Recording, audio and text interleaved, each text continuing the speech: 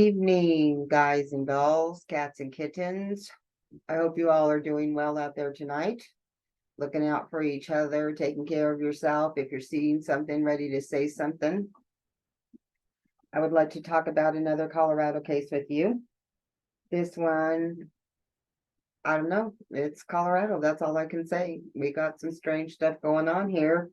As I've said before, I could stay in Colorado all the time practically and do my show about it. Anyway, this show is about a young man. His name was Dylan Redwine. He was 13 at the time that he was tragically expired by his father, of all people. The person you go to protect you, to guide you in life, to make you a productive member of society. And in this instance, that was not true in any shape, fashion, or form. And as a young boy, he had to go to his dad's house. That dad's name was Mark. His mom was Elaine. They were in the middle of a big custody battle over him. I believe it was his second divorce. They were like really fighting over Dylan. And Dylan was visiting over his dad's house one day in about 2011, 2012-ish. And somehow managed to get into the dad's laptop. While he was looking through a laptop, because I'm sure his dad didn't think anybody was going to get in there but himself. But you know, when you have kids, the strangest things happen. So Dylan came across some pictures of the dad, and he was just having a good time in these pictures. He was dressing up as a gender. He was dressing up in feminized clothing, and then he had and he was dressing up in somewhat feminized clothes, and he was also taking pictures of himself wearing a diaper, as well as eating the contents of what would normally be a diaper. And Dylan is the one that came across this pictures and was simply horrified at what he had found. He called his older brother Corey to come over and look at the pictures that he found. Corey was horrified as well, and he took pictures of what they saw on the laptop with his cell phone. And this will be important because Dylan does ask for those pictures to be emailed to him so he could confront his father. But I think when he confronted him, he was alone and it didn't work out in his favor. So after he found these pictures, he's really not wanting to go visit his dad.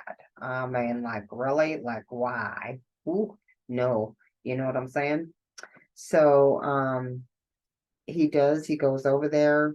He finally has to go because Elaine really didn't want to make him go, but it had already been a bad divorce. She didn't want to give him any ammunition to use against her. So she texts with her attorney. The attorney's like, sorry, by the courts, you need to fulfill your end of the contract. Dylan was extremely not happy about this, but he figured I can spend as much time with my friends as I can while I'm out there.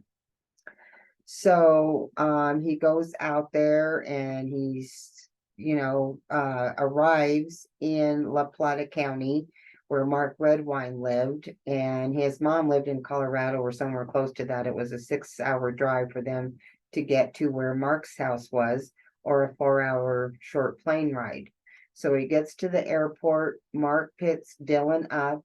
There's absolutely no physical affection displayed the two of them. No hug, not a brush on the hair, hey, what are you doing? Hey, son, not even a pat on the shoulder. They just start walking away out of the airport together. And you can tell that Dylan is busy looking down at his phone and texting. Well, it turns out that he's texting his friends that live in La Plata because he was trying to get out of the house even that night and to go spend the night over at his friend's house. I have a big idea that Mark was not going to allow that. So he starts to go. He takes Dylan to the movie movie renting place. They get some DVDs and then they get some hamburgers and then they head on out. This is like, again, back in 2011, 2012. So they pick up the movies, they pick up the burgers, they go back to Mark's house. I guess Mark is, like, no, you can't go spend the night at your friends. You're going to stay here with me tonight. Then they probably got the movie set up and put the hamburgers out. They're getting ready to eat. And Dylan probably alluded to something. It brought Mark around. He got ticked off over something. One thing led to another. Corey had already sent the pictures, or at that night sent the pictures when Dylan asked for them. Dylan probably confronted the dad with these pictures. The dad went into a blind rage, and that was the end of Dylan. So then he's calling and he's like, hey, I think Dylan ran away, Elaine. I don't know what happened to him. We can't find him. And she's like, what? That doesn't make any sense. And, it was really bad weather. Why would somebody take off who is aware of the, land in the area geographically and what it can entail going out in just shorts in the middle of winter?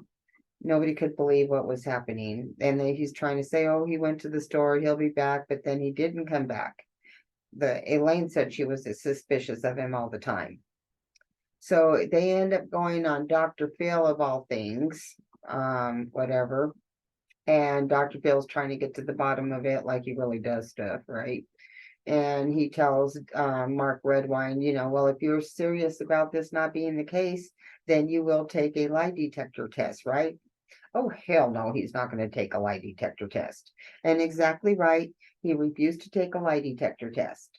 But in the meantime, it is said that he was telling the other son that the only way that they'd be able to connect him is if they found Dylan's skull to connect it back to him. In the meantime, he was so not worried about it. So people are kind of watching him. They're a little suspicious as to what's going on with him, what the hell. And they noticed that he has been going into a certain area of the forest there. And they're watching him and they're wondering and they're thinking that his suspicious activities.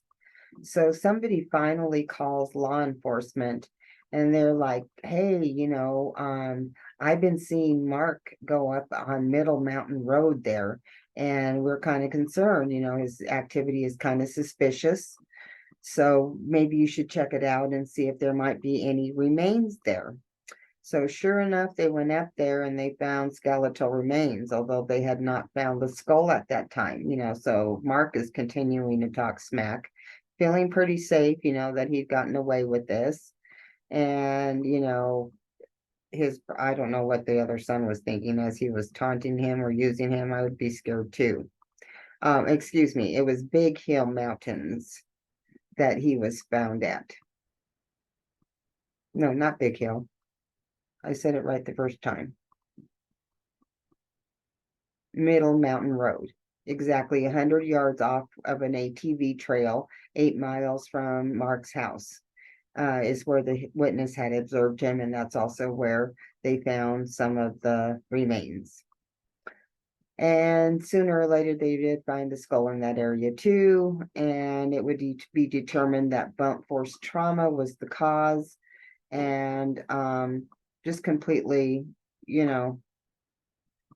disgustingly overpowering, and why. So you could tell it was definitely, a kind of homicide thing going on there. They go back and they check Mark's house. They do find, human cadaver scent, and they find blood in multiple locations of the living room. And of course, the kid had been there numerous times, but when you looked at the pattern of the blood spray, you could obviously tell that this was something abnormal, or maybe normal to him, but that was probably the reason why nobody was going to find Dylan again. The same cadaver dog is the one that taken them to find the skull. And once they had that information, he must have already, from a heart attack from that. So they started trial. They did have to postpone it a couple of times because of COVID restrictions. A forensic anthropologist testified Dylan had suffered a fracture above his left eye and 2 marks on his skull that were likely caused by a knife at or near the time of expiration. The prosecutor said photographs triggered probably sent Mark into a fatal rage and revealed some telling details of Dylan's first night missing, because he was already gone that first night. He probably got the DVD set up, they pulled out the hamburgers, Dylan said something smart, or Mark said something smart, things just escalated from there. Pictures, boom, you're gone, Dylan. And they did set up the living room for the jury to go and look. They checked the blood spatter and everything. It was quite obvious what had happened, and poor little Dylan doesn't get a chance to live a life, be a husband, have kids, spend time with his brother and his mom. So Mark was born, about 1961. And as I said, he had gotten 2 divorces already. He probably wasn't worried about any of that. He'd probably been conducting himself with this alternative lifestyle for quite some time. And maybe it had something to do with his other divorce, maybe not, because Elaine didn't know and they were still getting a divorce. But obviously, the truth was so scary to him that he thought he could stop the truth from coming out. And instead, the truth comes out and he ends up being sentenced to jail. And he was sentenced to a maximum of 48 years, with the Centennial judge summarizing: apologize, appalling actions. As the father, it's your obligation to protect your son, keep them from harm. Instead of that, you inflicted enough injury on him to off him in your living room. They had even taken the contents of the living room, like I said, to prove his point there. So I do think that we should all be thankful that this Mark Redwine is serving a term for being an atrocious human being and treating his very child the way he did. Take care, you guys. Talk to you on the next episode. Maybe not his own.